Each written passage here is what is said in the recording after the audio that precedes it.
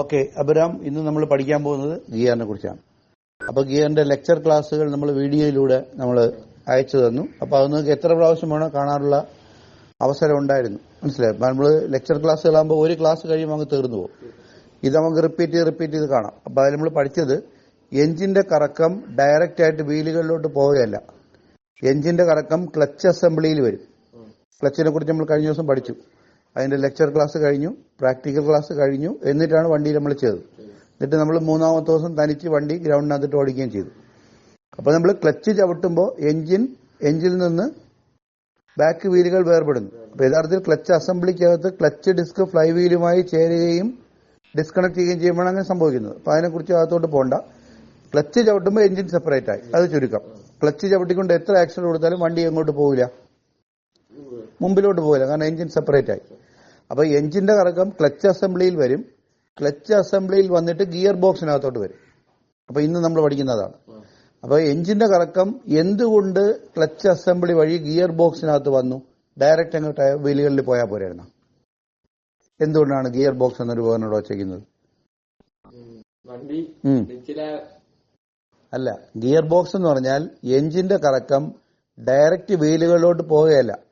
എഞ്ചിന്റെ കറക്കത്തിനെ നമ്മൾ കൺവേർട്ട് ചെയ്യുകയാണ് 4 രീതികളിൽ, മനസ്സിലായി. അപ്പൊ ഇങ്ങനെ മുൻപിലോട്ട് പോകുന്ന ഗിയറുകളെ 4 രീതിയിൽ കൺവേർട്ട് ചെയ്യും. പഴയ മോഡൽ വാഹനങ്ങളിൽ, പുതിയ മോഡൽ വാഹനങ്ങളിൽ 5. അപ്പൊ അങ്ങനെ ആ കൺവേർട്ട് ചെയ്യുന്ന അല്ലെങ്കിൽ മുൻപിലോട്ട് പോകുന്ന ഗിയറുകളെ നമ്മൾ പറയുന്ന പേര് ഫോർവേഡ് ഗിയർ എന്നാണ്. ഫസ്റ്റ്, സെക്കൻഡ്, തേർഡ്, ഫോർത്ത്, ഇത്രയേ ഉള്ളൂ.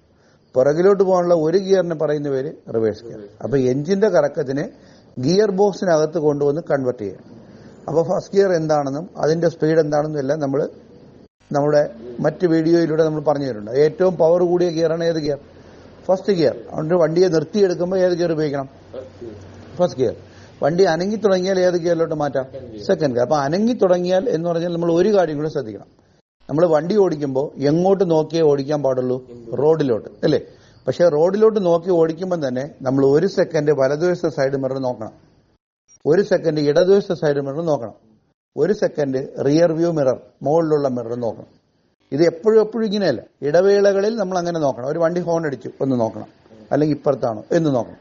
അതുപോലെ ഇന്ന് മുതൽ ഇനി റോഡിൽ നമ്മൾ വണ്ടി ഓടിക്കുമ്പോൾ 1 സെക്കൻഡ് വണ്ടിയുടെ സ്പീഡ് കാണിക്കുന്ന സ്പീഡോമീറ്ററിലോട്ട് നോക്കണം. അത് നമുക്ക് ആ സ്പീഡ് മനസ്സിലാവാൻ വേണ്ടിയാണ്.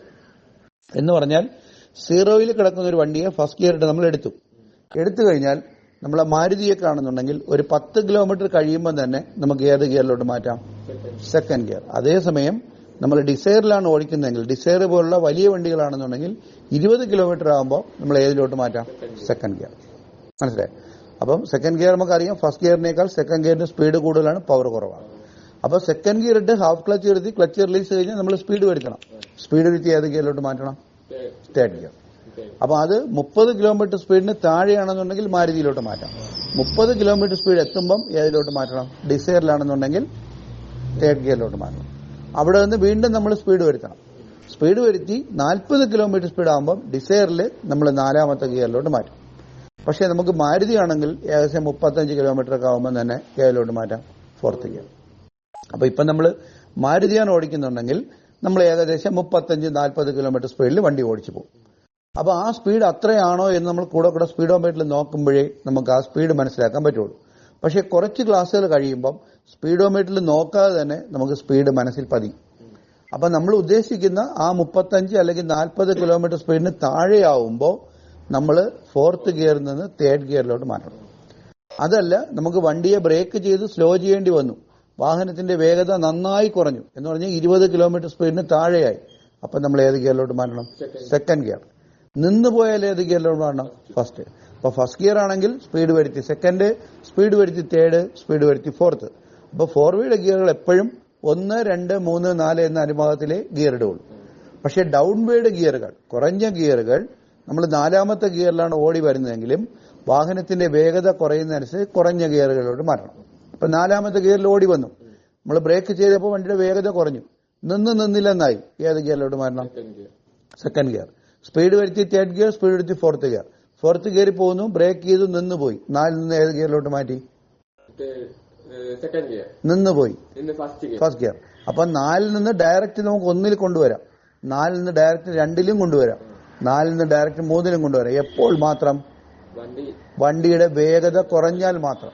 അല്ലെങ്കിൽ 4ാമത്തെ ഗിയറിൽ ഓടുന്ന വണ്ടിയിൽ നമ്മൾ സ്പീഡിന് പോയിക്കൊണ്ടെങ്കിൽ നമ്മൾ ഓർമ്മിക്കാതെ പിടിച്ച് സെക്കൻഡ് ഗിയർ ഇട്ട് കഴിഞ്ഞാൽ ഗിയർ ബോക്സിന്റെ പല്ലുകൾ എന്ത് ചെയ്യും? പൊട്ടിത്തെറിക്കും. അപ്പൊ എപ്പോഴും ഗിയറുകൾ 1, 2, 3, 4 എന്ന അനുപാതത്തിലാണ് പോകുന്നത്. ഇനി ഗിയർ അല്ലാത്ത അവസ്ഥയുണ്ട്. അതിന് നമ്മൾ എന്ത് പേര് പറയും? ന്യൂട്രൽ. മനസ്സിലായി? ഗിയറുകൾ അല്ലെങ്കിൽ അതിനർത്ഥം എന്തെന്നാണ്? ന്യൂട്രൽ. അപ്പൊ നമ്മൾ ഗിയർ ബോക്സിനെ ഓപ്പൺ ചെയ്താൽ അതിനകത്ത് 2 സെറ്റ് ഗിയറുകളുണ്ട്. ഒരു സെറ്റ് ഗിയർ എപ്പോഴും കറങ്ങിക്കൊണ്ടിരിക്കും. ഇതിന് നമ്മൾ പറയുന്ന ഒരു കൗണ്ടർ വീൽ എന്നാണ്. Counter wheel. ഇപ്പൊ നിങ്ങൾക്ക് മനസ്സിലാവുന്ന രീതിയിലാണ് ഞാൻ പറയുന്നത്. ഇപ്പുറത്തെ 5 ഗിയറുകൾ മെയിൻ ഷാഫ്റ്റ് എന്ന് പറയുന്ന മറ്റൊരു ഗിയർ വീലിനകത്ത് കൊരുത്തിട്ടിട്ടുണ്ട്. ഈ കൊരുത്തിട്ടിരിക്കുന്നതിൽ മെയിൻ ഷാഫ്റ്റിലെ ഏത് ഗിയറാണോ കൗണ്ടർ വീലുമായിട്ട് ചേരുന്നത് ആ ഗിയർ വീലിന്റെ കറക്കമാണ് എവിടെ കിട്ടുന്നത്?